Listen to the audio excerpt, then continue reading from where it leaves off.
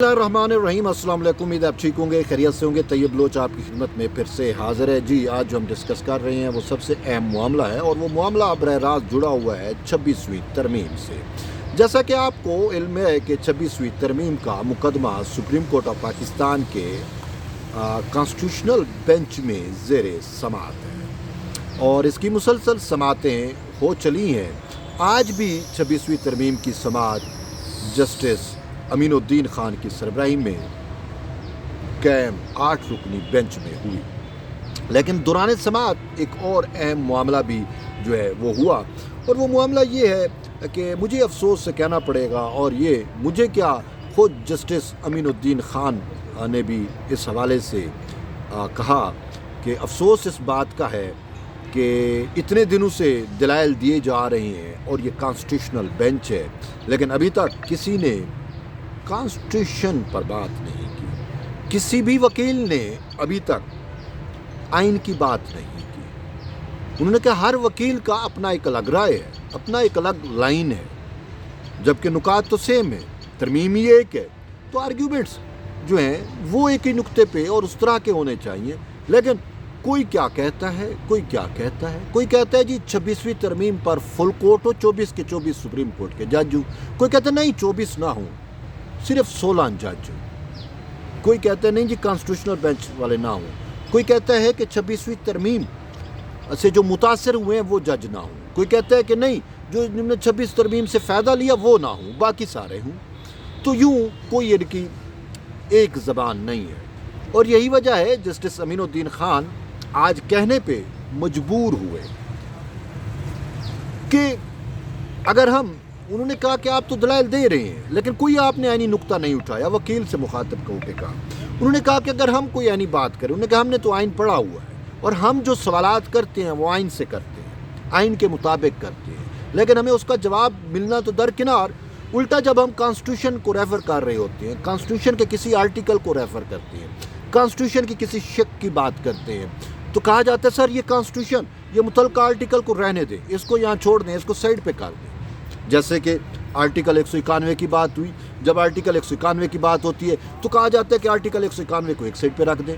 फिर वो कहते हैं जी 26वीं तरमीम पे बात हो रही है तो कहते हैं जी 26वीं तरमीम को आप एक साइड पे रख दें। ओ बाबा, 26वीं तरमीम को आपने चैलेंज किया है, 26वीं तरमीम कैसे एक साइड पे रखी जा सकती है? ये अजीब मंतक है इन वकला के।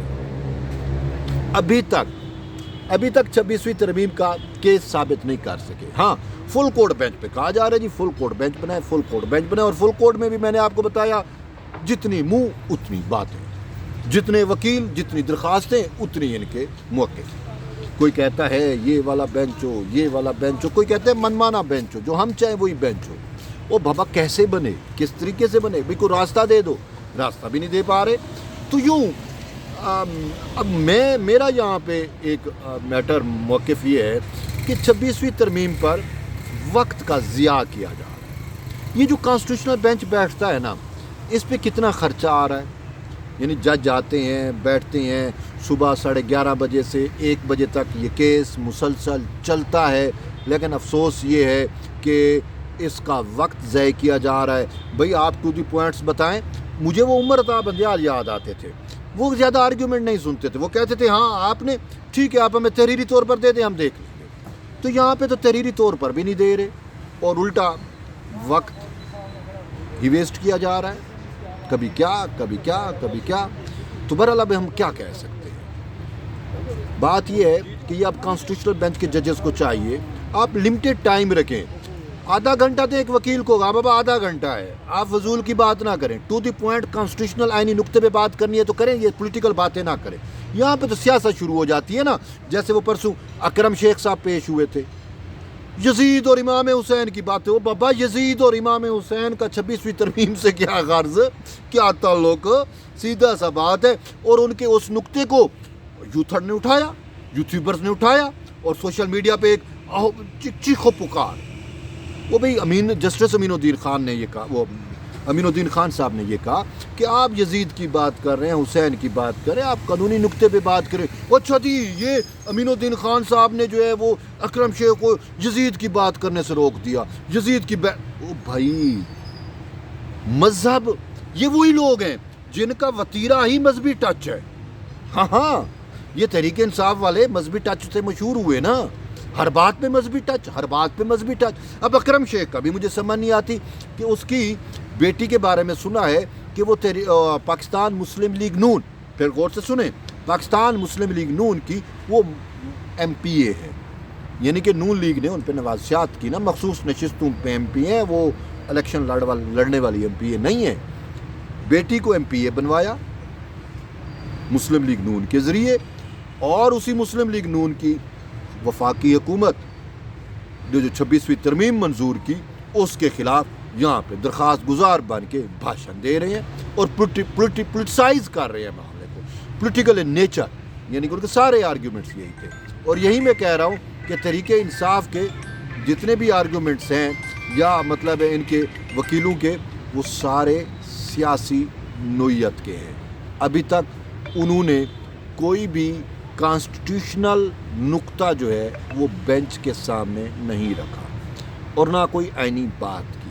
ہاں, جب کسی جج کی جانب سے کانسٹیٹیوشن کی بات کی جاتی ہے, کسی آرٹیکل کی بات کی جاتی ہے, کسی شک کی بات کی جاتی ہے, تو یہ موصوف الٹا ہو جاتے ہیں اور کہتے ہیں کہ سر یہ کانسٹیٹیوشن کی بات نہ کریں. تو بابا کانسٹیٹیوشن بینچ ہے تو کانسٹیٹیوشن کا بات نہ ہو تو کس کا ہو؟ خود بھی تو کانسٹیٹیوشن کا بات نہیں کر رہے.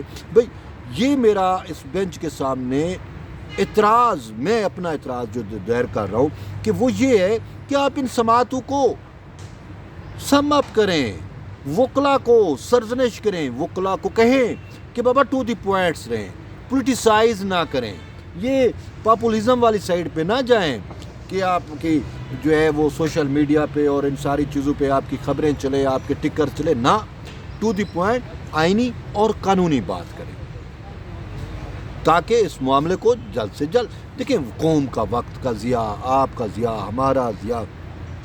اب یہ 26ویں ترمیم اتنے دن سے چل رہا ہے, ابھی تک 26ویں ترمیم پہ کسی نے دلائل نہیں دی. لارجر بینچ کی استدعائیں ہیں, لارجر بینچ بنائیں, یہ کریں, وہ کریں, فلاں کریں. ابھی مجھے سمجھ نہیں آ رہی ایک بینچ کس سمجھ آ رہی ہے.